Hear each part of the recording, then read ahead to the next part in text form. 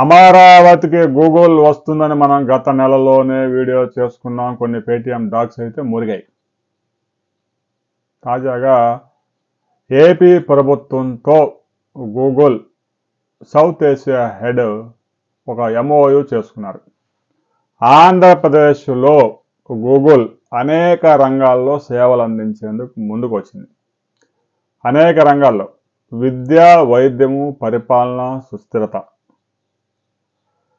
వీటితో పాటు ఏవైతే కొత్తగా ఇంక్యుబేటర్స్ వస్తూ ఉన్నాయో వారికి టెక్నికల్ సపోర్ట్ ఇవ్వడంతో పాటు ఎడ్యుకేషన్ కంప్లీట్ అయ్యేలోపే స్కిల్ డెవలప్మెంట్, ఫైనల్ ఇయర్లో విద్యార్థులు ఉండగానే ఏఐలో వారికి స్కిల్ డెవలప్మెంట్కి సంబంధించి 6 నెలల పాటు గూగుల్ మార్కెట్లో ఏదైతే డిమాండ్ ఉందో క్యాంపస్లో ఉండగానే ఎంప్లాయ్మెంట్ వచ్చే విధంగా విద్యార్థులకి ఉచితంగా ట్రైనింగ్ ఇవ్వబోతా ఉంది.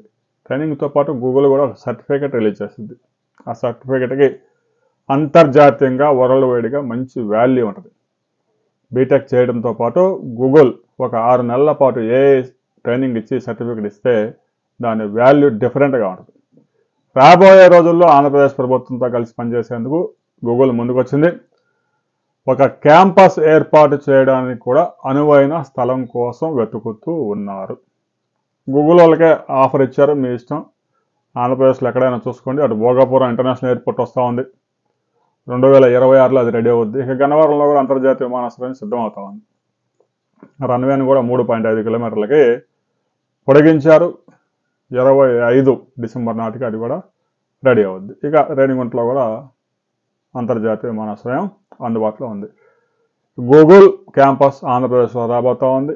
ఈ విద్యా వైద్య రంగంతో పాటు ఏవైతే జనాలు సర్టిఫికేట్ల కోసం పంచాయతీ కార్యాలయాలు, మండల కార్యాలయాలు చుట్టూ తిరుగుతూ ఉంటారో, income certificate, caste certificate, nativity certificate, రకరకాల సర్టిఫికెట్ల కోసం ఏది కావాలన్నా కూడా ఆఫీసుల చుట్టూ 15 రోజులు జరిగిన పనే కాదు. అలాంటి సర్టిఫికెట్లన్నీ మొబైల్ యాప్ ద్వారా అప్లికేషన్ పెట్టుకోవటము, 3 డేస్లో దాన్ని ఆ అధికారి ఫైనల్ చేయాల్సి ఉంటుంది. ఆ వెంటనే మొబైల్లో నుంచి డౌన్లోడ్ చేసుకోవచ్చు. కార్యాలయాల చుట్టూ తిరగాల్సిన ఇబ్బంది జనాలకి తప్పుతుంది.